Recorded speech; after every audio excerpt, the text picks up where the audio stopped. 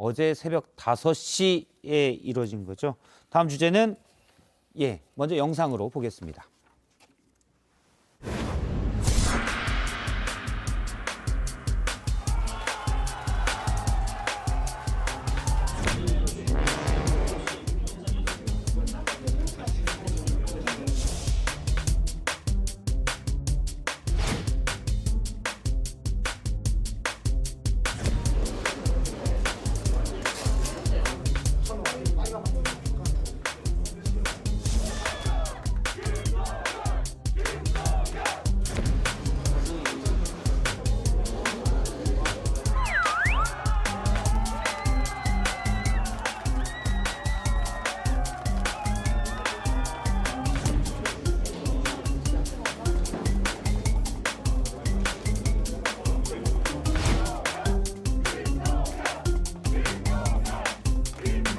우리 도민과 국민 여러분께서 민주당 변화에 대한 씨앗을 또 민주당 변화에 대한 기대를 갖고 저에게 이런 영광을 주신 것 같습니다. 경기도지사에 당선되신 김동연 후보님께도 축하의 인사를 전합니다. 윤석열 정부와 협치해서 좋은 도정으로 경기도민 여러분들께 보답해 주시기를 부탁드립니다.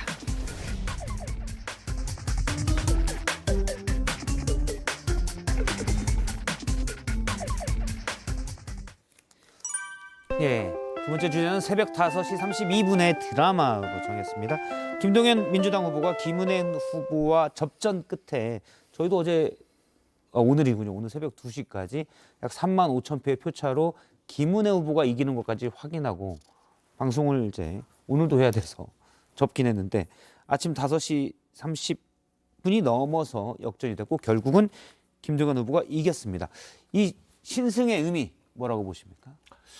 일단 한마디로 얘기하자면 저는 이제 인물론의 승리라고 봅니다. 김동연 후보는 줄곧 선거 전략을 이제 일꾼론을 내세웠어요. 그건 다름 아닌 이제 본인의 인물론을 부각시키는 선거 전략이었고, 이제 김은혜 후보는 어쨌든 대통령이라는 후광이 있는 데다가 또 당내에서 유력한 어떻게 보면 차기 대선 주자 중에 한 명으로 꼽혔던, 대선이 끝난 지 얼마 안 됐지만 유승민 후보를 꺾고 올라왔어요. 스토리가 만들어진 거죠. 게다가 이번에 당선됐으면은 최초의 여성 광역단체장 지방자치 선거 도입이 왜 되는 겁니다. 73년생으로 굉장히 젊고 또 방송인 출신으로서 언론인 출신으로서 굉장히 많이 대중적인 인지도가 있고. 김은혜 후보가 빠른 7하나 정도에. 71년생입니까? 아무튼 굉장히 팬시한 거죠. 어떻게 보면 김은혜 후보 이번 선거에. 근데 이제 그런 어떤 뭐 구도나 바람 이런 걸로는 김동연 후보가 해볼 수는 없는데 이제 경기도 유권자들이 보기에 국가 경영 능력 정도, 국가를 경영할 만한 정도의 능력을 가진 사람이라야 경기도지사를 할 수 있다. 이런 기대치가 형성이 됐어요. 그게 이제 경기도지사 출신들이 계속해서 대선 후보도 되고 이랬기 때문에 그렇지 않습니까? 대선에 다 도전을 했잖아요. 남경필 지사도. 그런 그랬었고요. 면에서는 김동연 후보가 더 낫지 않느냐. 이제 이런 여론도 만만치 않게 형성이 된 거죠. 그래서 구도의 불리함을 뚫고 저는 인물론을 강조함으로써 결국에는 김동연 후보가 승리를 했다고 보고, 그리고 상대적으로 민주당 책임론으로부터 자유로운 후보라는 점도 김동연 후보가 이길 수 있었던 배경이 된 게 아닌가 싶습니다. 이분은 어쨌든 대선 이후에 민주당의 간분이고 여전히 뭐 민주당 내에 뭐 기반도 지분도 과거에 대한 책임도 없는 분이다 보니까 민주당을 심판해야 되겠어. 이런 유권자들로부터도 김동연 후보에 대해서 좀 다르게 평가받는 이런 점도 있었던 것 같고요. 그리고 이제 선거 과정에서 김은혜 후보의 몇 가지 악재가 있었잖아요. 그 KT 뭐 고용의 취업 청탁 의혹도 있었고 막판에 재산 등록을 누락했다. 이게 이제 공고문이 다 붙고 하니까 이 정도 표차라면은 이제 그런 것도 악재로서 저는 이 선거 결과에 반영이 되지 않았을까 싶습니다. 일단 김동연 당선인은 오늘 첫 일정으로 경기도 수원의 현충탑에 참배를 했습니다. 지금 사진으로 보고 있는데요.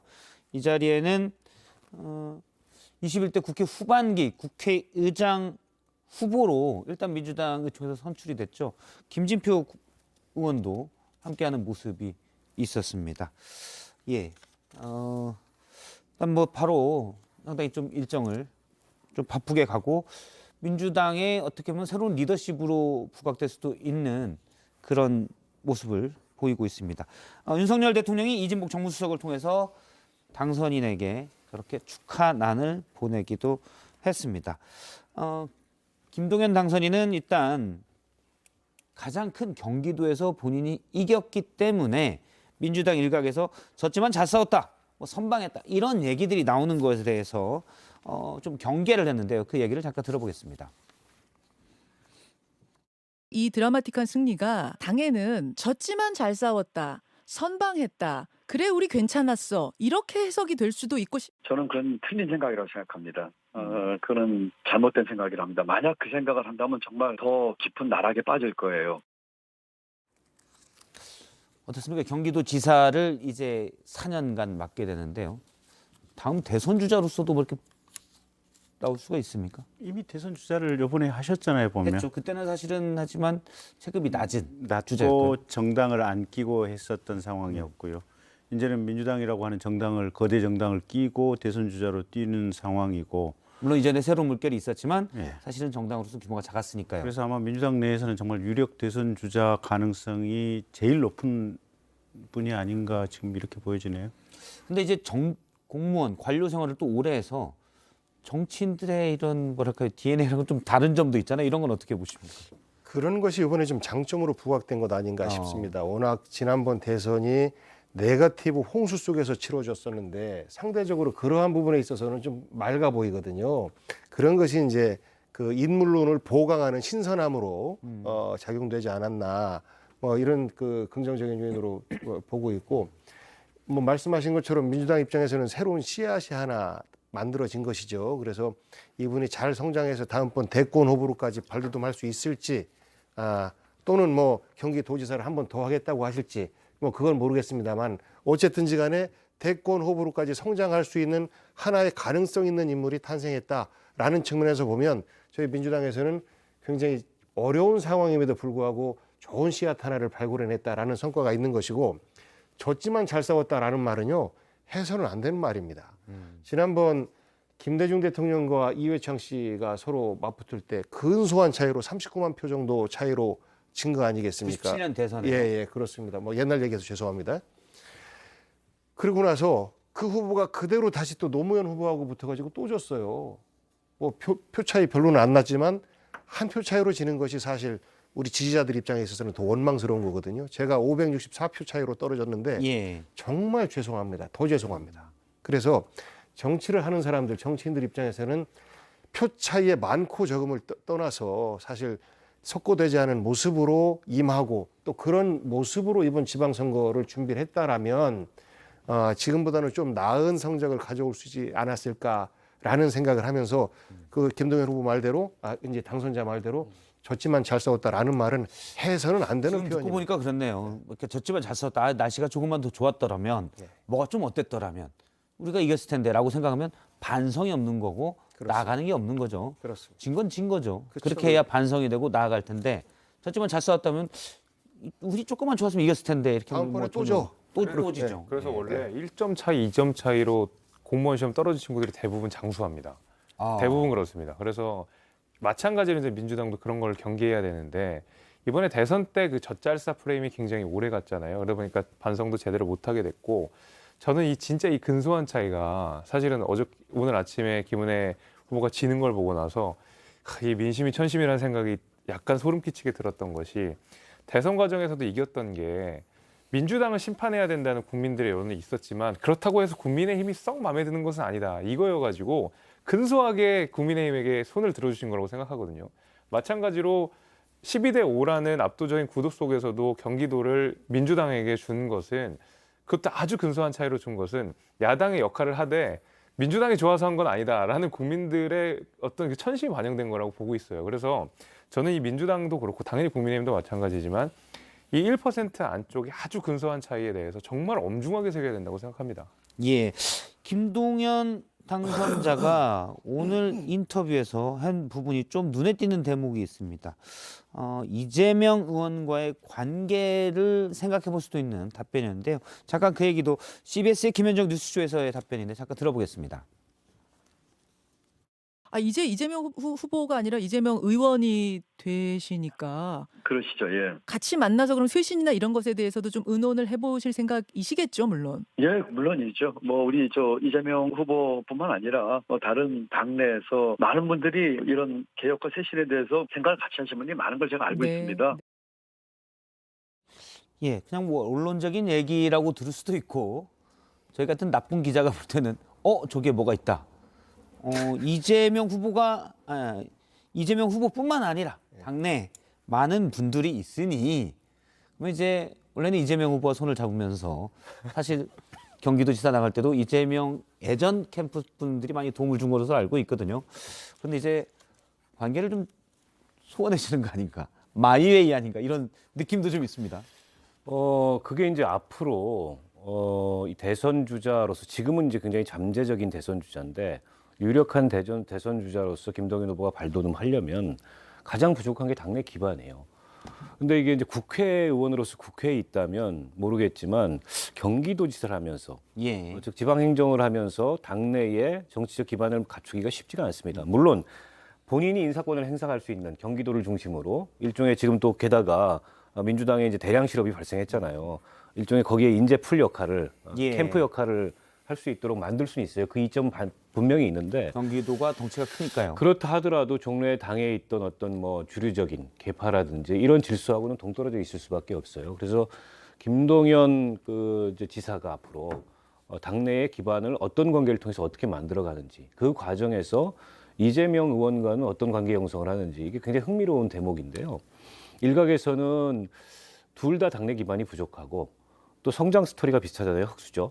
그래서 흑수저 연대를 구성할 거다 이런 관측이 있는 반면에 다른 일각에서는 둘은 절대 보완제가 안 된다. 예. 서로 대체제 관계에 있기 때문에 필연적으로 경쟁 관계로 갈 수밖에 없다.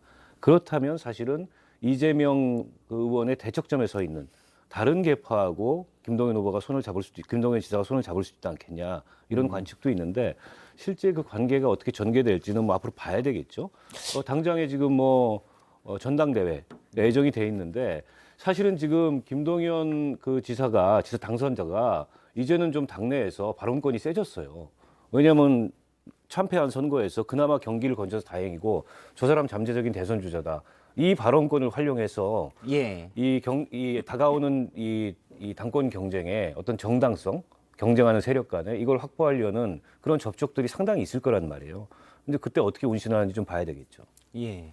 결과는 저는 2년 안에 본다고 봐요. 그러니까 경기도에서 출마하고자 하는 국회의원 출마 예정자들이 이재명과 사진을 찍으려고 하느냐, 김동연과 사진을 찍으려고 하느냐, 이것으로 저는 극명하게 현상적으로 찾아볼 수 있다라고 보고, 이재명과 김동연은 경쟁적 관계이면서 동시에 또 서로 손을 잡을 수밖에 없는 그런 처지인 것이 지금 당선을 도왔던 경쟁적 관계에서 손을 잡을 수밖에 없느니면 손을 그러니까 잡고 서로 불아리는 관계가 되는 건가요? 아니 아닌가요? 야, 죄송합니다. 예. 지금 현재 아니면 말고요. 예. 지금 현재는 예.